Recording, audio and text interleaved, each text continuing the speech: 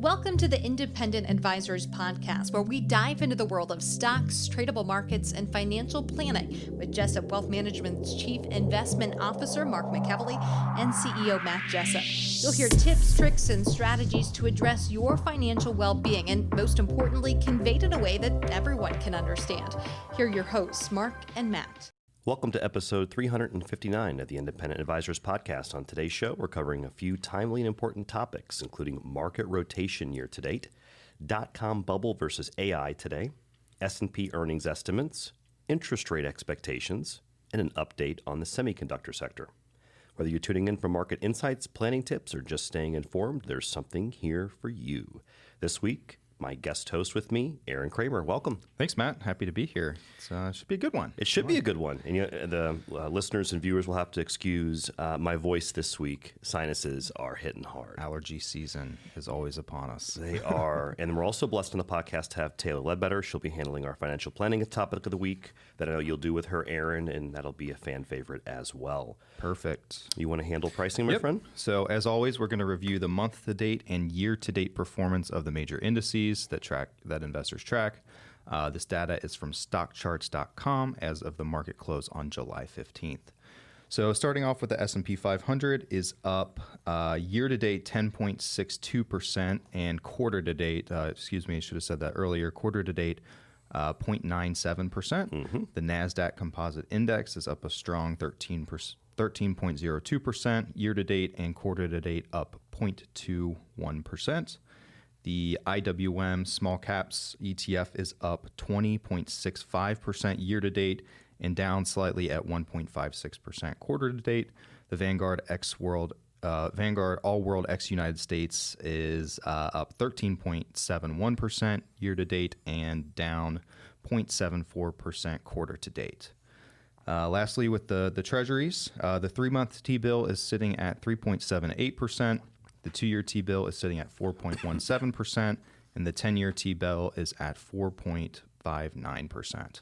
Before we get into this week's show, listeners, if you've been enjoying the Independent Advisors Podcast, I'd encourage you to head to our website, jessupwealthmanagement.com.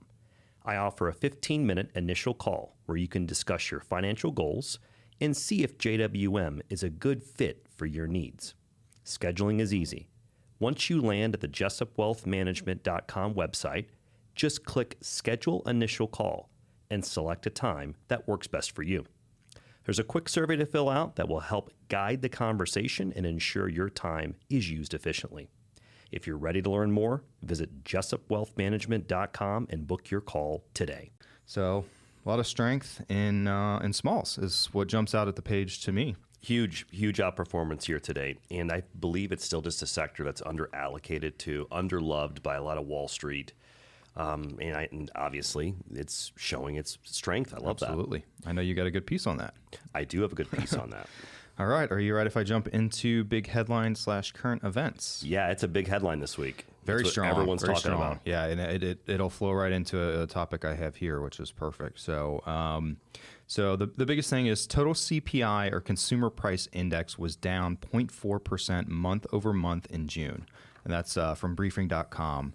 Consensus is negative 0.1% That's lower. a huge blowout. It's much lower than expected. So huge surprise, lower for inflation. Largest 1-month drop since April 2020. That's great. So that move was paced by a 5.7% decline in the index for energy. So really, I think the Iran conflict having that brief intermission, let's call it. That's a good way of saying it. Caused that oil prices obviously to come down significantly. We saw that at the gas pump briefly. Yeah. We'll see if it ticks back up here, that conflict resuming. So core CPI, which excludes food and energy, was unchanged month over month.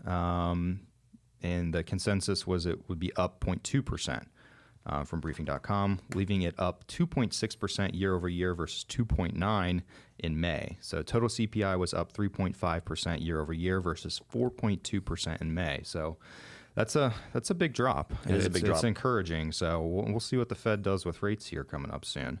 The key takeaway from the report is the softening in core inflation and the added softening in supercore inflation, which excludes food, energy, and shelter. That component was up just 2.1% year over year. Inflation has not been slayed, but this report should be enough to keep the FOMC at hold at its July 28th, 29th meeting. I don't want to steal anything you might talk about. No, it's okay. Are you going to talk about interest rates at all on your pieces? I got it. Well, I'll save my comments for that. Right, How about that? Perfect. Sounds great. So I'll jump right into tweets, articles, and research for the week. Aaron, the first piece that caught my eye for our listeners and viewers has to do with diversification. So Jenna will put up this illustration for our YouTube viewers. This will be in our show notes. And as a reminder for our newer listeners, all of our show notes are listed on our social media sites. So for Jessup Wealth Management, whether it's LinkedIn, Facebook, X, Instagram, etc., that's where our show notes will be. This chart with the data source, Aaron, is from Creative Planning, Charlie Bolello, and it's titled Diversification Matters, 2026 Year-to-Date Total Returns. And it's going to be through the end of the second quarter, June 30th, Aaron. And I'm going to verbalize this chart for our traditional podcast listeners. Sure. So what it's showing is different, I'm going to call them asset classes and performance year to date. Asset allocation, right? Right? Absolutely. So here's what we're going to do. We're going to start with the underperformers first. Okay? I'm going to go in reverse. Reverse order here. So year to date through the, I did not articulate that correctly. Through the end of the second quarter, the U.S. Magnificent Seven, that's going to be names like Apple and Amazon, Meta, Tesla, Nvidia, down 2.5% negative for the first 2 quarters of the year. Surprising.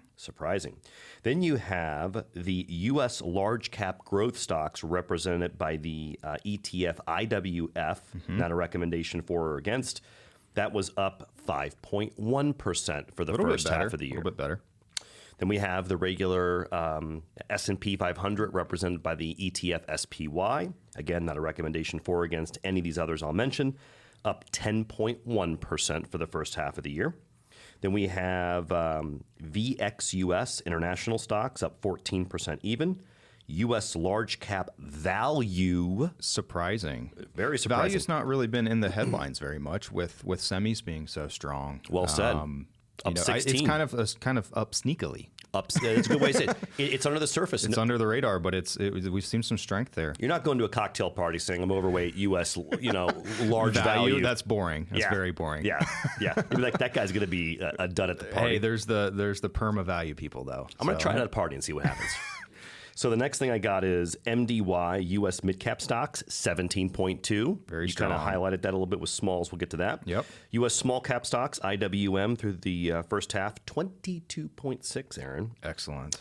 And then to round it out, IEMG, represented by the emerging market stocks, 24.2. So if that's not risk on, I don't know what is. Yeah, that's also a very valid statement. And I brought this up because so many investors are overweight just to large cap U.S. or the Magnificent Seven, and they might be sitting year to date looking at their accounts and saying, I'm up, mid-single digits. Not a bad start to the year. No.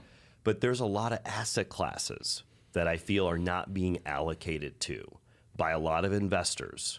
Then they could be doing a lot better. Absolutely. And I there's think definitely been some opportunities out there. And I think what's happened is the Mag 7's become so much of a one-trick pony. It's been so good the last, decade? Right. That you might as well have owned them. Right. So, But when you're overweight those and you don't make any changes or rotation, you miss out on some years. And it becomes the tail that wags the dog in the portfolio, right? Exactly. I'm going to take a sip of my coffee. The next thing I got has to do with .com bubble versus AI today. All right. I'm ready for it. All right, this piece I saw was from Mike Zaccardi, and Mike posted this, and what it has to do, and I've been doing a lot of these analogies on the podcast, because, Aaron, I feel the narrative. There's so much comparison. Okay? And for someone who actually lived through the end of that. That's when you started in the industry, right? I started in the industry. I mean, Aaron, these companies, there was no PEs. They weren't making any money. No. Yeah, that's the biggest difference I always reiterate to clients is, there's I'm going to pick on a few names, not a recommendation for or against, but Good job. the Microns of the world, the tech sectors that have done really strong, they're making money hand over fist. And their balance sheets aren't bad. Their earnings estimates are accelerating. So this is well said, and this is the piece that Mike posted. It shows, and the data, I'll start with the dot-com bubble of the 90s. The data set for this he's referencing is from 1993 through 1999. In that time, U.S. technology stocks had an aggregate return of 1,097%. Okay? And then he shows to the right 2019 through June 30th of this year for U.S. technology stocks, up 569%. Okay? So here's what's happening right now. You got all these headlines with people like Warren Buffett. Okay? I'm not trying to throw shade towards Warren Buffett, but let's face reality. Tech stocks are not his bailiwick. He's not going out there and investing in them. Okay? Yep. So at the end of the day, to sit there and try to get advice on that portion of the market, It's not his you're not going to the right person. No. He's been value. He buys companies that are very cheap. Very cheap. It's just not. It's not his investing style. Sure. So when you look at the analogy, when you look at balance sheets, earnings, and you even look at where we're at in the cycle in comparison, I'm not there. And so I just want to throw it out there that you're getting a lot of analogies. It doesn't mean that in the late 90s, it was a rocky road. Absolutely. In 98, during the Asian financial crisis, hit a currency crisis, American stocks intra-year hit a bear market. Sure. No one talks about that. And of course, everyone comes across that they had diamond hands that they held all the time from 93, 95, all the way to 00, and that is not accurate. No, not at all. It is interesting that from this chart here, there is no full year where the year was actually down for the year. What we see in 2022, we did have an actual bear market where it finished down. I believe what you say, point. where there's the intra year, but it finished up higher. Good so point. that's interesting. So it's not been, really not nearly as strong. Only half of what the dot-com bubble has done on a percentage performance. So who knows? Great observation, and I'm going to say it one more time because I want to hit this home. I got the peanut gallery in the back of the podcast, right, throwing shade. We got to realize that when you're investing in stocks, there will be volatility. Absolutely. When you're investing in technology stocks, there will be volatility. More volatility, I would argue. So this is how the narrative will be in the market. At some point over the next, say, quarter or two, you have a correction in the market, and it will disproportionately hit tech stocks. Sure. So what's the narrative that you're going to see in the main news headlines? Is this the bubble? There you go. Are we here? There you go. So my next piece blends very well with this, Aaron. Perfect. This is a piece from the Kobayashi letter. The timestamp on this is July 9th. This is what the piece is talking about. Corporate insiders are buying tech stocks at a record pace. Interesting. Isn't that interesting? Can't imagine why they do that. I can't imagine why they would do that. 28 executives, I'm now going to read verbatim. Perfect. 28 executives at companies within the U.S. technology sector, ETF, XLK, not a recommendation for or against, have purchased their own stock on the open market over the last 6 months, the highest count on record, according to Sentiment Trader. This figure has doubled since the start of 2026. This also surpasses the previous record of 25 insiders set in 2011. By comparison, in early 2025, just 5 executives were buyers. U.S. executives are rushing to buy tech stocks. The illustration chart will be in our show notes.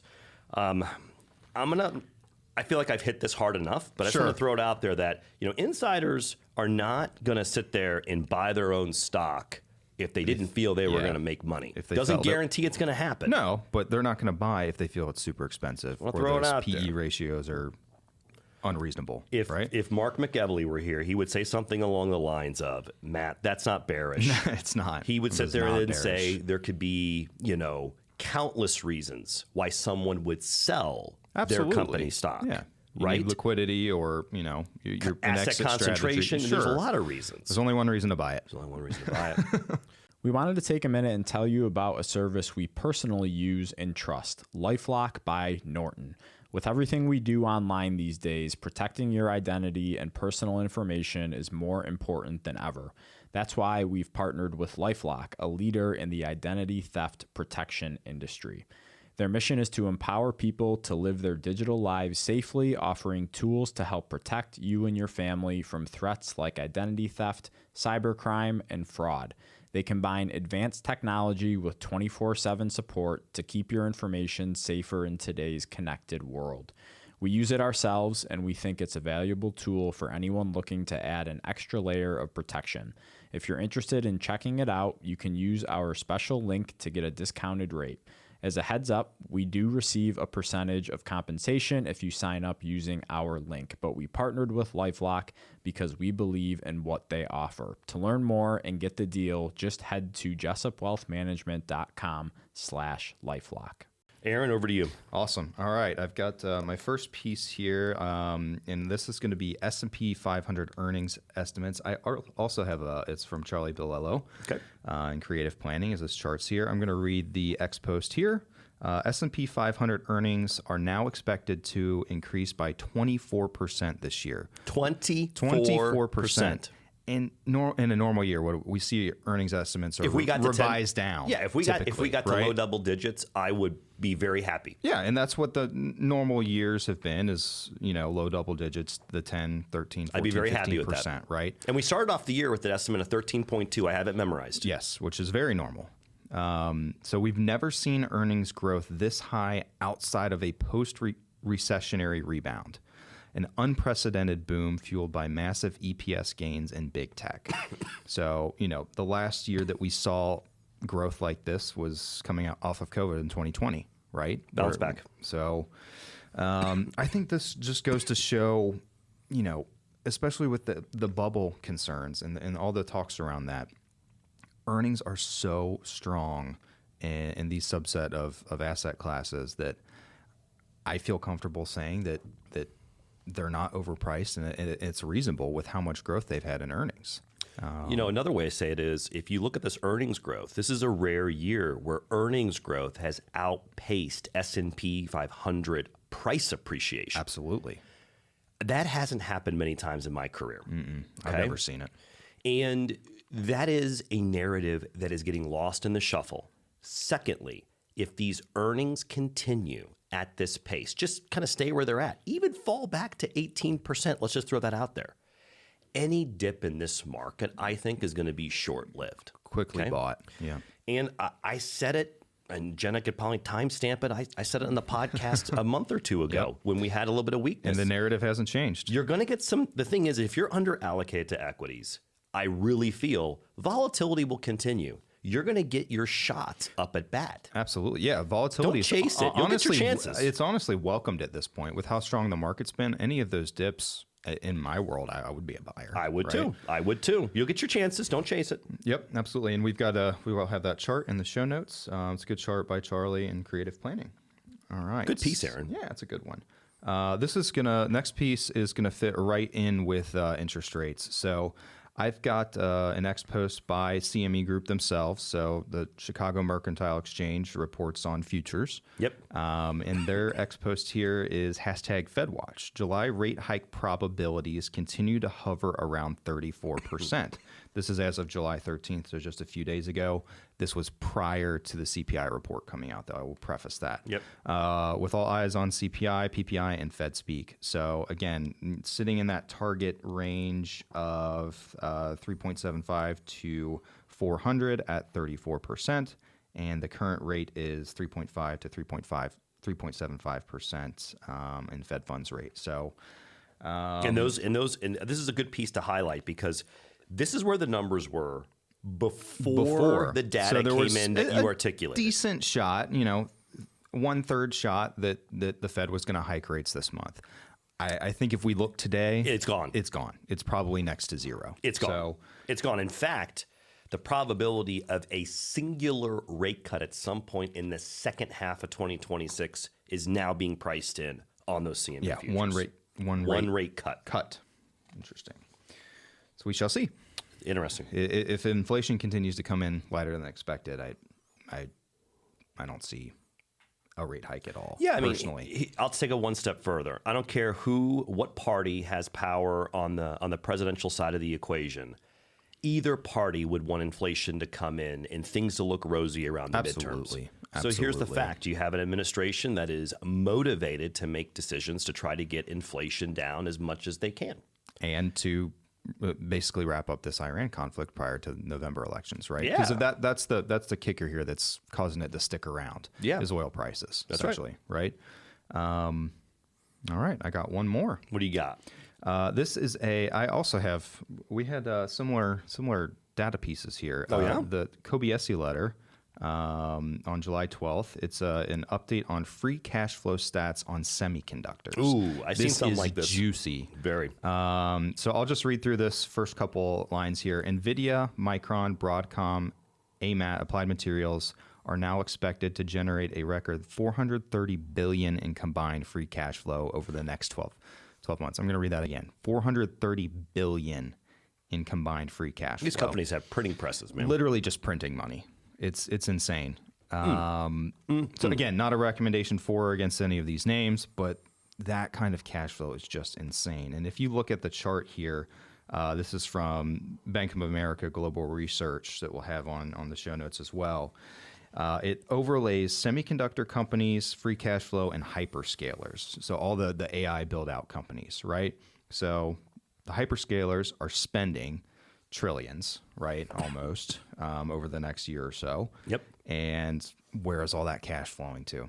It's flowing to all these semiconductor names that are the benefactor You're not wrong. of build-outs for chips. You're not wrong. Why RAM. don't you name some of the hyperscalers so our listeners understand who's building them? Yeah, Who's so building these data hyperscalers centers? would be Amazon, Google, Meta, Microsoft, Oracle, just to name a few. So those are the companies that are making massive investments in AI and data centers, and we're seeing, the NVIDIAs, the Microns, the Broadcoms of the world are the benefactors right now. Yeah. And I don't know if you know the stat, how long their order flows go out for. It has to be years of backlog at this point. Years.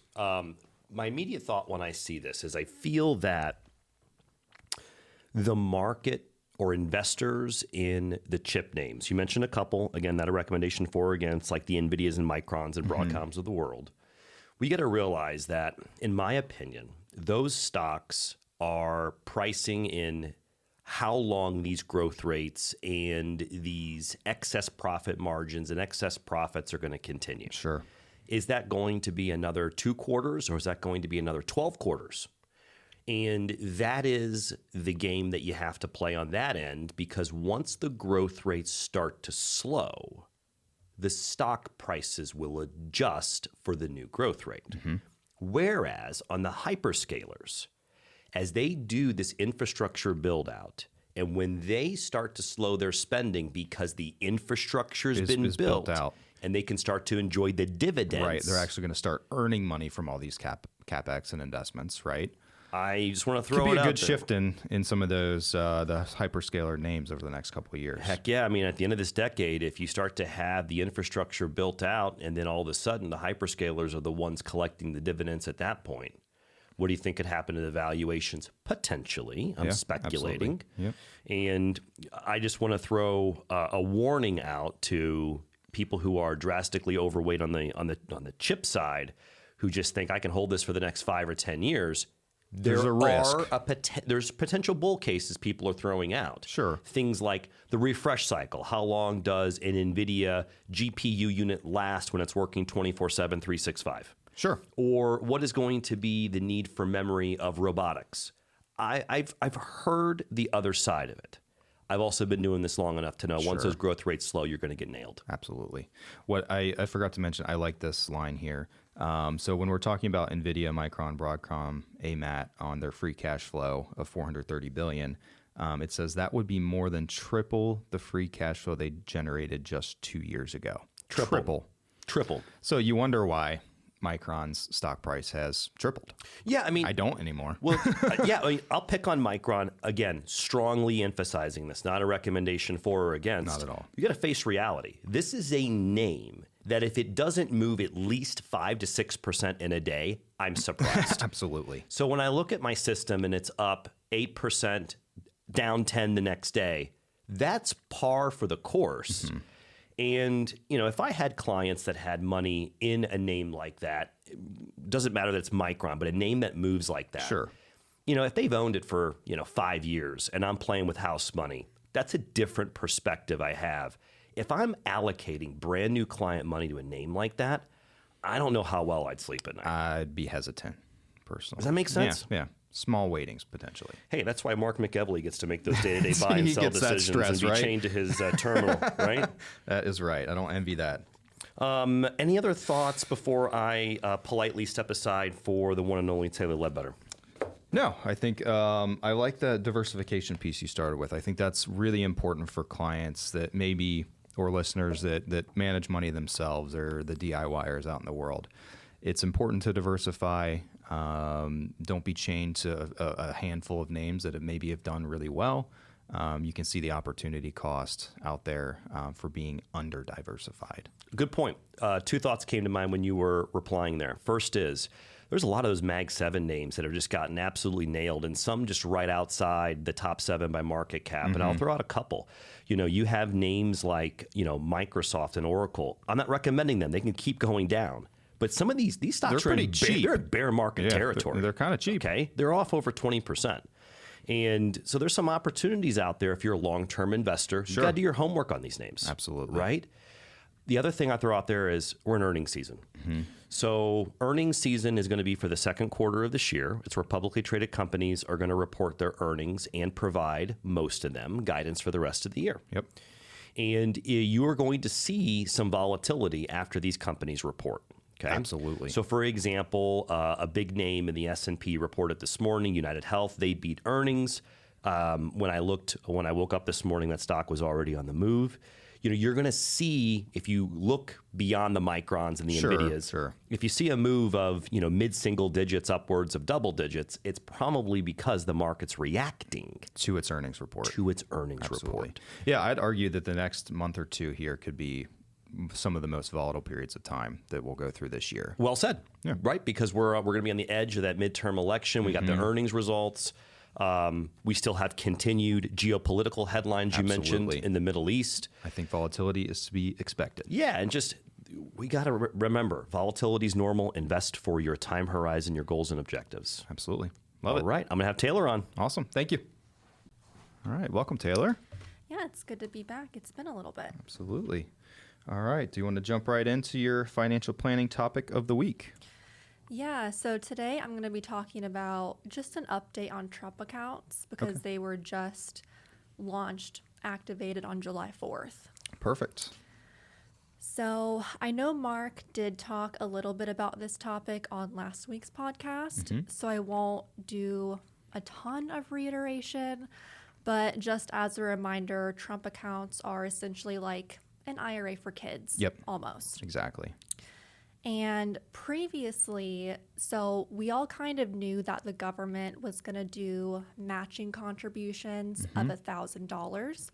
That was for kids born between January 1st, 2025 and December 31st, 2028. Okay. But some new matching contributions have recently come out.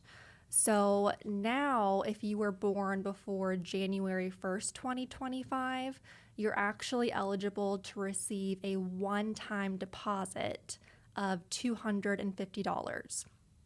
Excellent. And when you say matching contributions, does that mean that the parents or someone would have to put money in, or do they just have to apply for that $250? Yeah, actually, that's a good catch. So the parents or whoever's contributing doesn't have to put money in. Okay, so just that's great. Regular That's awesome. contributions, I should say. Excellent.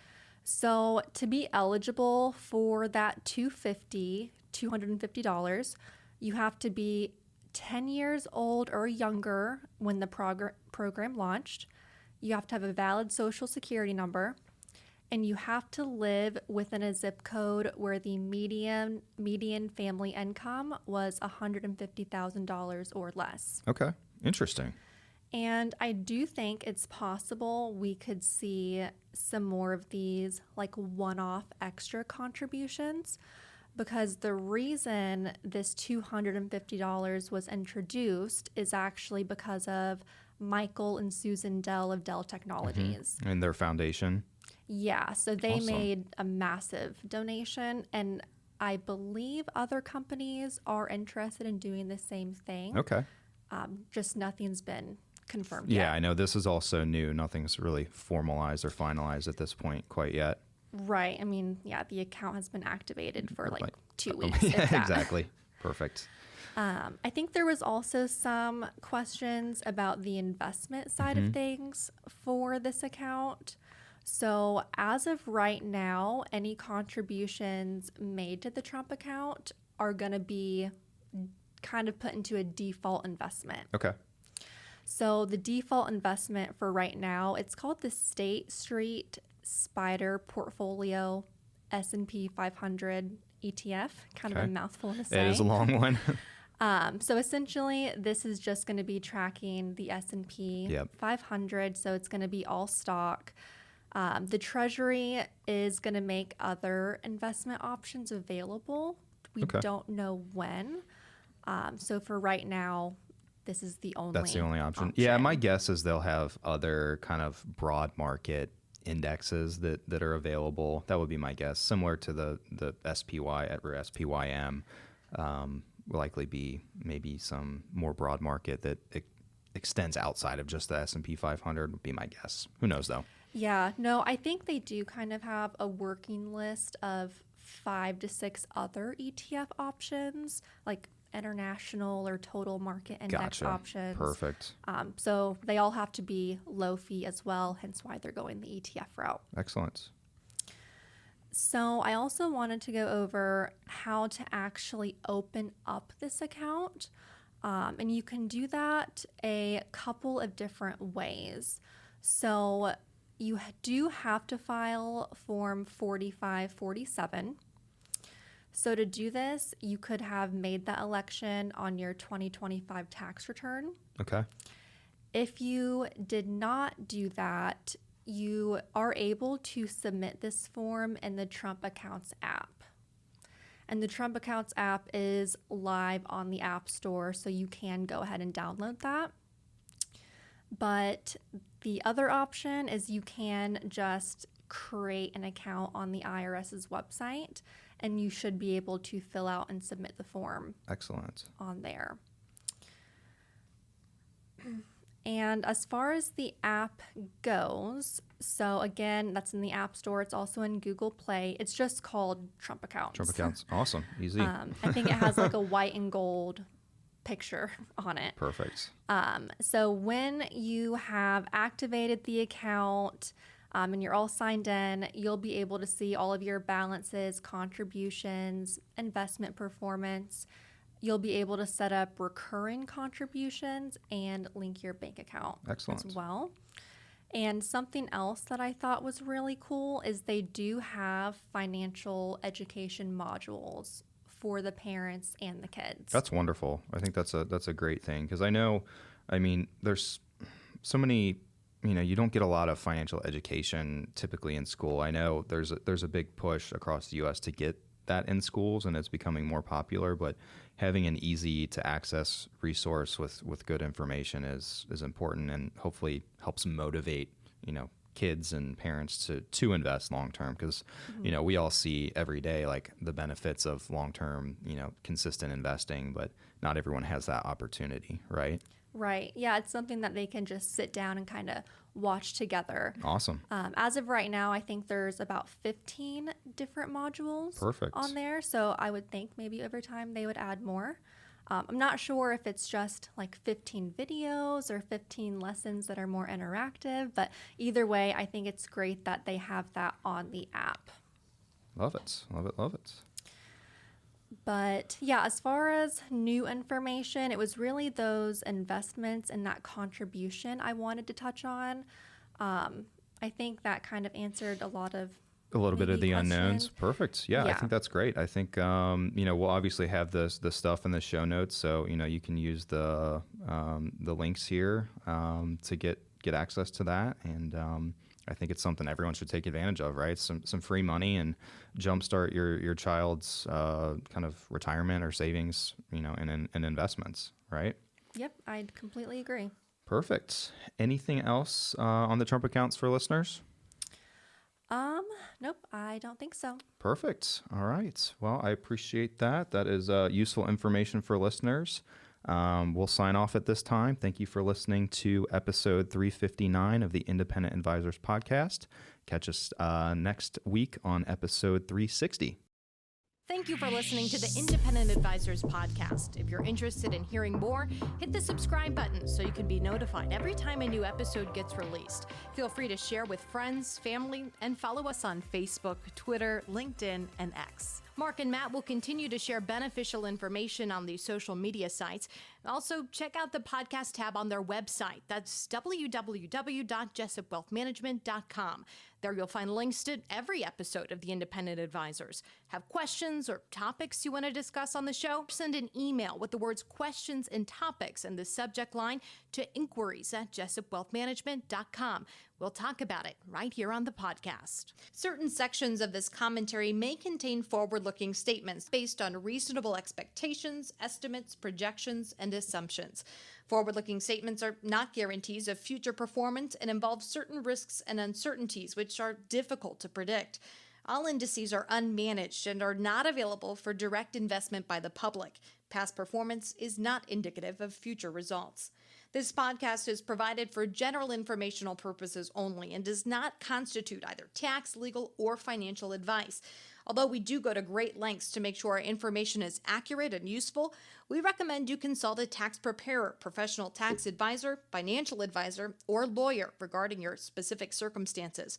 Investing involves risk, including the loss of principal. No strategy can guarantee any objective or goal will be achieved.